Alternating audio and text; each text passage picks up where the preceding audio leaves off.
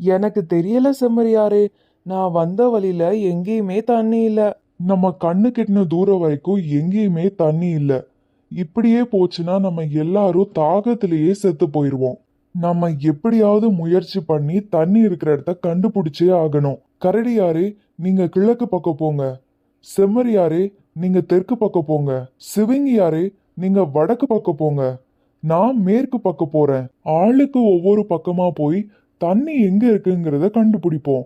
எல்லாரும் நீங்க தேடி முடிச்சதுக்கு அப்புறம் இதே இடத்துல வந்து நம்ம சந்திப்போம். சரி யானையாரே.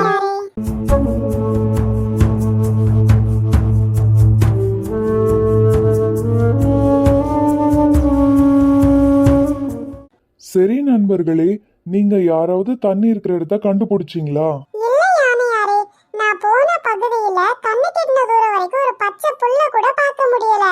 காடு மொத்தமும் வறண்டு போயிருக்கு. எந்த இடத்துலயும் தண்ணியே இல்ல.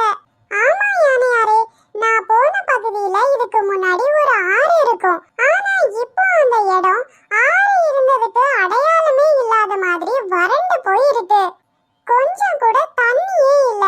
அச்சச்சோ, நம்ம நிலைமை இவ்ளோ மோசமா இருக்கா? கரடியாரே, நீங்க போன இடத்துலயாவது தண்ணி இருந்துச்சா? நான் என்னன்னு சொல்லுவேன் யானையாரே.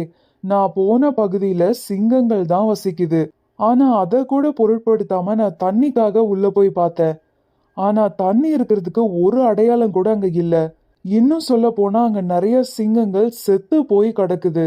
சிங்கங்களுக்கே அந்த நிலைமைனா அப்போ நம்ம நிலைமைய யோசிச்சு பார்த்தா தலையே சுத்துது யானையாரே. இப்போ நம்ம என்னதான் பண்றது யானையாரே? அடிக்கிற வெயில்னால வறட்சியினால காடு மொத்தமும் அழிஞ்சிட்டே வருது. அதே வெயில்னால அங்க இங்கன்னு எல்லா பக்கமும் காட்டு தீயும் பரவிட்டே வருது. இப்படியே போச்சுன்னா நம்ம நிலைமை ரொம்ப மோசமாயிரும் யானையாரே. எனக்கு ஒரு யோசனை இருக்கு. நம்ம ஏன் ஊருக்குள்ள போக கூடாது? எப்படியும் மனிதர்கள் அவங்களுக்காக தண்ணிகளை சேமிச்சு வச்சிருப்பாங்க.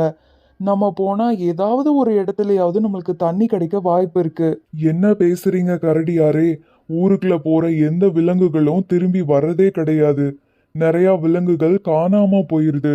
எங்க போகுது, என்ன ஆகுதுன்னு யாருக்குமே தெரியாது.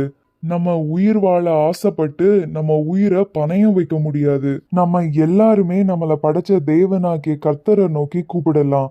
வசனம் சொல்லுது, சங்கீதம் 145 அதிகாரம் 18 வசனத்துல, உண்மையாய் தம்மை நோக்கி கூப்பிடுகிற யாவருக்கும் கர்த்தர் சமீபமாய் இருக்கிறார்னு.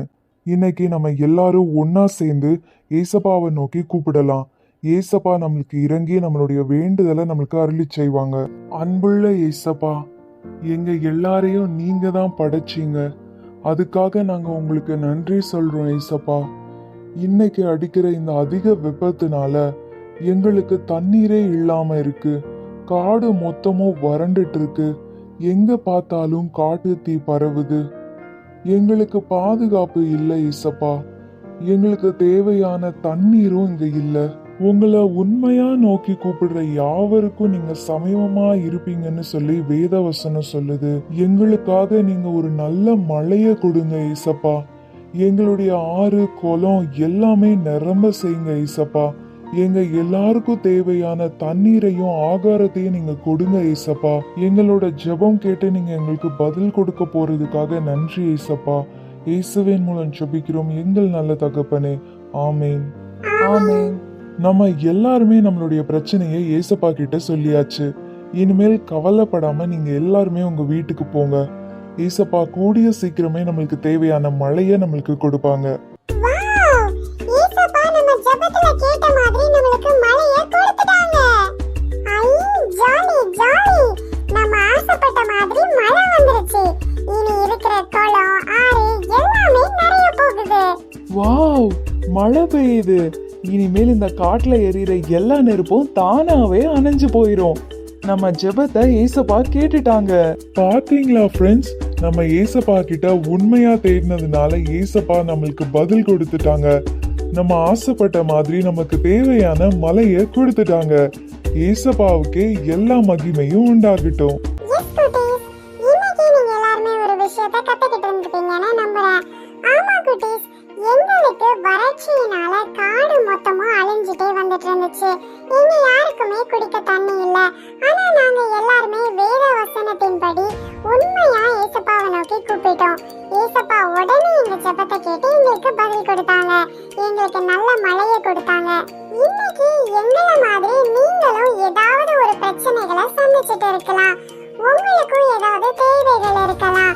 நீங்களும் உண்மையா வேதவசனம் சொல்ற மாதிரி ஏசப்பாவை நோக்கி கூப்பிட்டீங்கன்னா ஏசப்பா உங்களுக்கு சமீபமா இருந்து உங்களுடைய ஜெபத்துக்கு ஏசப்பா பதில் கொடுப்பாங்க. நீங்க உண்மையா தேடும்போது உங்களுடைய தேவைகளையும் ஏசப்பா உங்களுக்கு சந்திப்பாங்க. So குட்டீஸ், இனிமேல் உங்களுக்கு என்ன ப்ராப்ளம் இருந்தாலும் என்ன தேவை இருந்தாலும் எதையும் நினைச்சு கவலைப்படாதீங்க. உண்மையா ஏசப்பாவை மட்டும் தேடுங்க. ஏசப்பா நிச்சயமா உங்களுடைய ஜெபத்தை கேட்டு உங்களுக்கு உதவி செய்வாங்க.